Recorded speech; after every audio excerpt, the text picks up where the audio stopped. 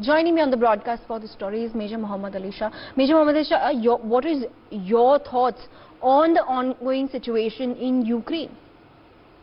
Well, as they say, that prevention is always better than cure. So certainly when US is taking a preventive measure, because they do not know how things would unfold over there, it would be very, very unpredictable. In the year 2004, when Russia had invaded Crimea and they had Ukraine and they had taken over Crimea, in fact. So yes, they are taking a precautionary measure, and it is, I think it's a healthy sign. And in fact, they should not spoil their diplomatic relations at the same time. But yes, they are well within the right to actually safeguard their citizens in Ukraine right now, Priyanka. All right. Ambassador Deepak Vohra is also joining us on the broadcast for the story. Thank you very much, ma'am. Always a pleasure to learn from you on NewsX and to listen to Major Shah. It's wonderful. Is the extent, the depth of his knowledge is quite amazing. Major Mohammed Ali Shah, your take. Can the crisis escalate into a military action, or is the US overreacting?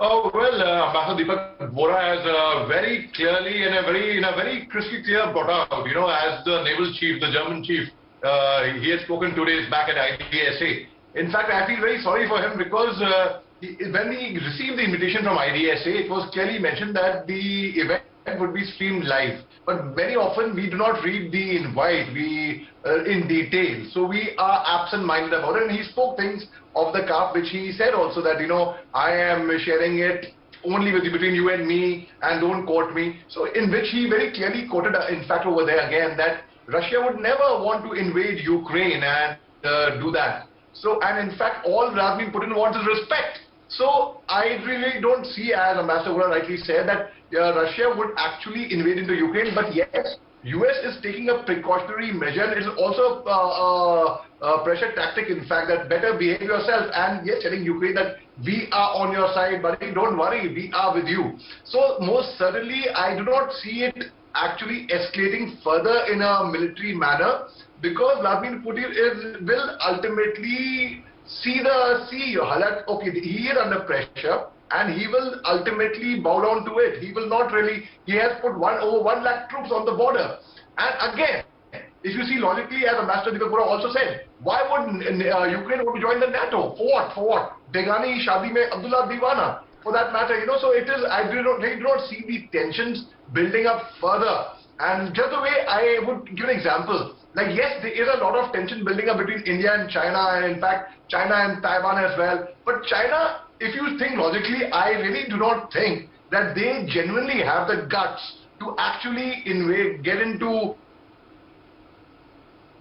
India, further go ahead and attack, and they don't have the guts. Or Pakistan for that matter, they do not have the guts to attack us. Similarly, I really do not see any military tensions building up further on that account. Now, which you will also bring out that, you know, that they were like, China has actually made they violated the airspace over Taiwan over several times, in fact. So similarly, Russia will only flex their muscles, will only they will not really harm anyone. They would only growl at it, but they will not take any military action over there, Priyanka.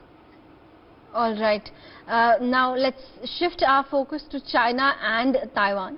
Taiwan has reported the largest incursion since October by China's Air Force into the air defense zone. Major Mohammed Ali Shah, your reaction on China going ahead once again to send its military jets into Taiwan, again a military incursion.